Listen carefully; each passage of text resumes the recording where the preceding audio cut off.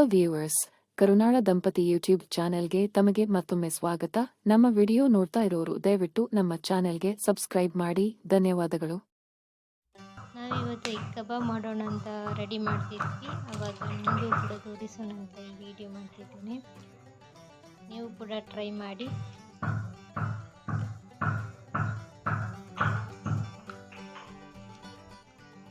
ಇಲ್ಲಿ ನಾನೊಂದು ಪಾತ್ರೆಗೆ 4 ಮೊಟ್ಟೆಯನ್ನು ಹೊಡೆದು ಹಾಕಿದ್ದೀನಿ.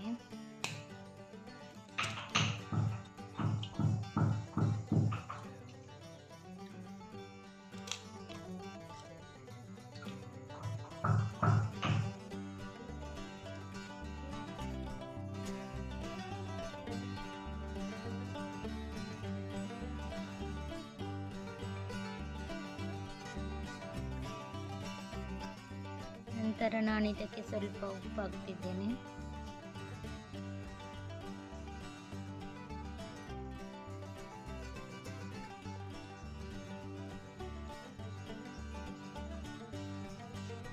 ಸ್ವಲ್ಪ ಅರಿಶಿನ ಹಾಕಬೇಕು.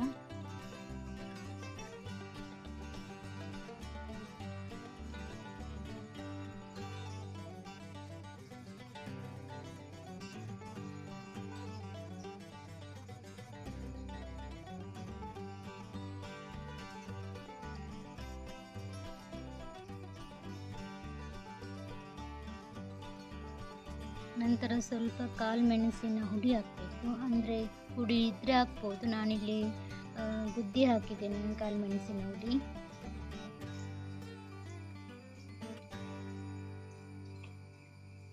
ನಂತರ ಎಲ್ಲ ಹಾಕಿದ ನಂತರ ಸರಿಯಾಗಿ ಮಿಕ್ಸ್ ಮಾಡಬೇಕು.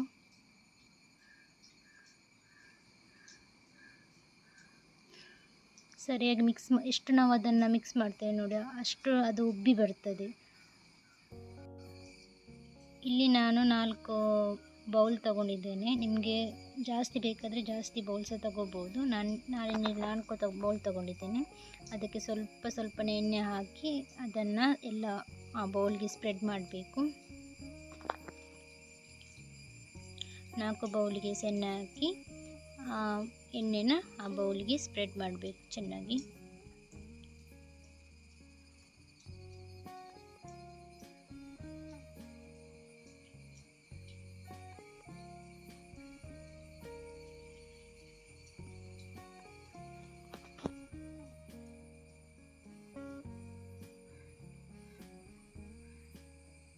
ಈ ಥರ ಸ್ಪ್ರೆಡ್ ಮಾಡ್ತಿರ್ಬೇಕು. ಇಲ್ಲಿ ನಾವು ಏನು ಮಿಕ್ಸ್ ಮಾಡಿಟ್ಟಿದ್ದೇವೆ ನೋಡಿ ಮೊಟ್ಟೆಗೆ, ಅದನ್ನು ಈ ಬೌಲಿಗೆ ಹಾಕಬೇಕು. ಒಂದು ಅರ್ಧದಷ್ಟು ಹಾಕಿದರೆ ಸಾಕು. ಎಲ್ಲದಕ್ಕೂ ಹಾಕಿ ಇಡಬೇಕು.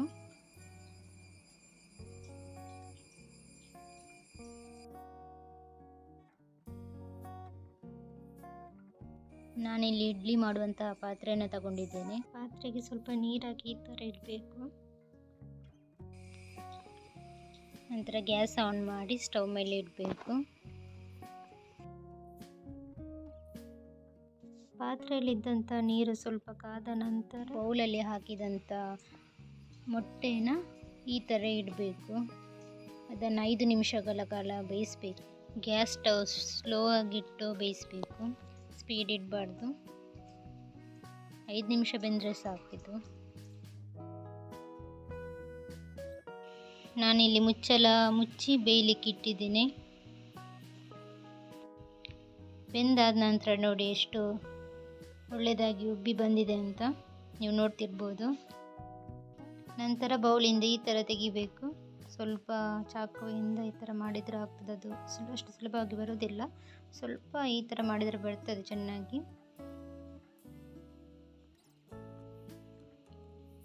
ನೋಡಿ ಯಾವ ರೀತಿ ಬಂದಿದೆ ಅಂತ. ಇನ್ನು ನಾವು ಇದಕ್ಕೆ ಕಬಾಬ್ ಮಸಾಲ ರೆಡಿ ಮಾಡೋಣ. ನಾನಿಲ್ಲಿ ಒಂದು ಪಾತ್ರೆಗೆ ಕಬಾಬ್ ಮಸಾಲನ ತಗೊಂಡಿದ್ದೇನೆ. ಸ್ವಲ್ಪ ಕಬಾಬ್ ಮಸಾಲೆ ಎಷ್ಟು ಬೇಕೋ ಅಷ್ಟು. ಅಂದರೆ ನೀವು ಜಾಸ್ತಿ ಮೊಟ್ಟೆ ಹಾಕಿದರೆ ಸ್ವಲ್ಪ ಜಾಸ್ತಿ ಹಾಕಬೇಕಾಗ್ತದೆ. ನಾನಿಲ್ಲಿ 4 ಮೊಟ್ಟೆ ತಗೊಂಡಿದ್ದರಿಂದ 1 ಪ್ಯಾಕೆಟ್ ಕಬಾಬ್ ಮಸಾಲನ ಹಾಕ್ತಿದ್ದೇನೆ, ಚಿಕ್ಕ ಪ್ಯಾಕೆಟ್.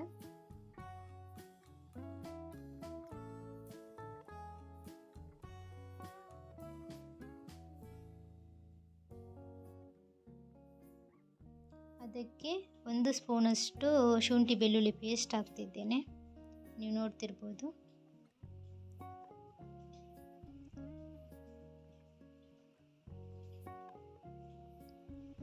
ಈ ಕಬಾಬ್ ಮಸಾಲಕ್ಕೆ 1 ಮೊಟ್ಟೆನ ಹೊಡೆದು ಹಾಕ್ತಿದ್ದೇನೆ.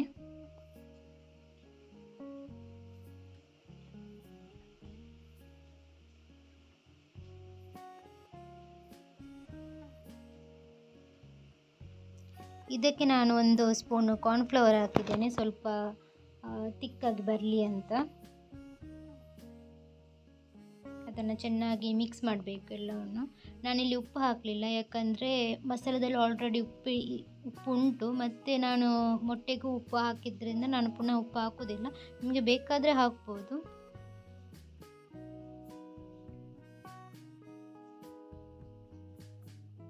ನಂತರ ನಾನಿಲ್ಲಿ ಬೆಂದಂಥ ಮೊಟ್ಟೆನ ಈ ಕಬಾಬ್ ಮಸಾಲಕ್ಕೆ ಮಿಕ್ಸ್ ಮಾಡ್ತಿದ್ದೇನೆ. ಚೆನ್ನಾಗಿ ಮಿಕ್ಸ್ ಮಾಡಬೇಕು, ಎಲ್ಲ ಕಬಾಬು ಮಸಾಲ ಅದಕ್ಕೆ ಚೆನ್ನಾಗಿ ಇದಾಗಬೇಕು.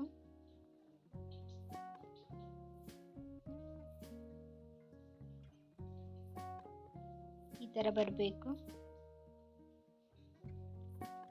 ನಂತರ ನಾನಿಲ್ಲಿ ಫ್ರೈ ಪ್ಯಾನ್ ತವ ತಗೊಂಡಿದ್ದೇನೆ. ನೀವು ಡೀಪ್ ಫ್ರೈ ಮಾಡೋದಾದರೆ ಒಂದು ಬಾಣಲಿಗೆ ಹಾಕಿ ಸಹ ಮಾಡ್ಬೋದು. ನಾನಿಲ್ಲಿ ಡೀಪ್ ಫ್ರೈ ಮಾಡ್ತಿಲ್ಲ, ನಾನಿಲ್ಲಿ ಫ್ರೈ ಪ್ಯಾನ್ ತಗೊಂಡು ಫ್ರೈ ಮಾಡ್ತಿದ್ದೇನೆ. ಎಣ್ಣೆ ಕಾದ ನಂತರ ನಾವು ಮಸಾಲ ಹಾಕಿಟ್ಟ ಎಗ್ಗನ್ನು ಫ್ರೈ ಪ್ಯಾನಿಗೆ ಹಾಕಬೇಕು.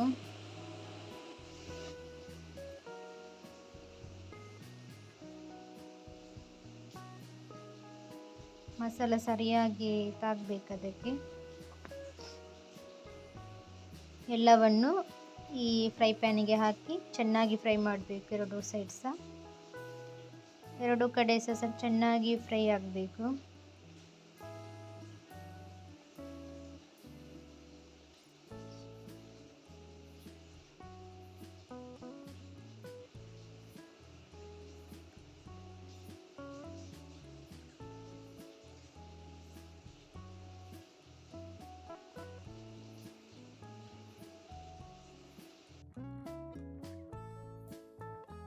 ಉಳಿದ ಮಸಾಲವನ್ನು ಈ ಥರ ಹಾಕಬೇಕು ಮೇಲೆ.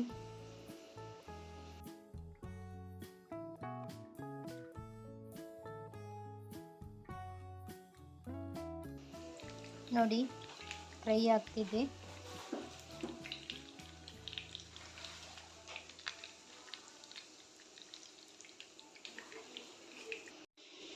ಒಂದು ಸೈಡ್ ಫ್ರೈ ಆಯಿತು, ಇನ್ನೊಂದು ಸೈಡ್ ಫ್ರೈ ಮಾಡಲಿಕ್ಕೆ ಹಾಕ್ತಿದ್ದೇನೆ.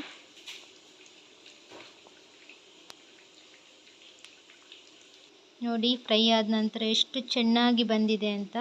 ಈ ಡಿಶ್ ನೀವು ಕೂಡ ಟ್ರೈ ಮಾಡಿ, ತುಂಬ ಚೆನ್ನಾಗಿ ಬಂದಿದೆ. ನಾನು ಟ್ರೈ ಮಾಡಿ ನಿಮಗೆ ತೋರಿಸ್ತಿದ್ದೇನೆ, ತುಂಬ ಒಳ್ಳೆಯದಾಗಿದೆ. ಇದು ನಾವು ಹೋಗುವಂಥ ದಾರಿ, ಇದು ಫುಲ್ಲು ಗದ್ದೆ. ಈಗ ನೋಡಲಿಕ್ಕೆ ಕೆರೆ ಥರ ಕಾಣ್ತಾ ಉಂಟು. ಇದು ನಮ್ಮದು ರೋಡ್ ನೋಡಿ, ಈಗ ಎಷ್ಟು ಕ್ಲಿಯರಾಗಿ ಕಾಣ್ತಾ ಉಂಟಲ್ಲ ರೋಡು. ನಂತರ ನಮಗೆ ರೋಡಲ್ಲಿ ಹೋಗ್ಲಿಕ್ಕೇನೂ ಆಗಲ್ಲ, ಅಷ್ಟು ನೀರು ತುಂಬಿ ಹೋಗಿದೆ.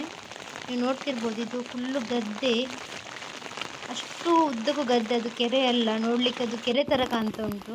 ಆವಾಗ ಸ್ವಲ್ಪ ರೋಡ್ ಆದರೂ ಕಾಣ್ತಿದೆ, ಈಗ ರೋಡ್ ಸಹ ಕಾಣೋದಿಲ್ಲ. ರೋಡ್ ಸಹ ಫುಲ್ಲು ನೀರು ತುಂಬಿ ಹೋಗಿದೆ.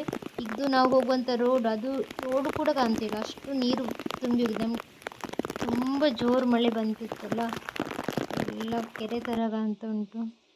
ಇದು ನಾನು ನಿಮಗೆ ತೋರಿಸಿದ್ದೆ ನಮ್ಮ ಮನೆ ಹತ್ತಿರದ ಕೆರೆ. ನೋಡಿ ಎಷ್ಟು ನೀರೆಲ್ಲ ಹೊರಗೆ ಹೋಗ್ತಾ ಉಂಟಂತ.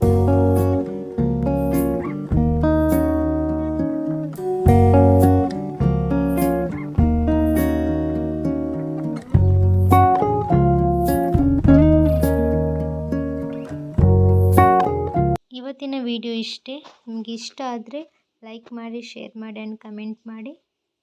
Thank you.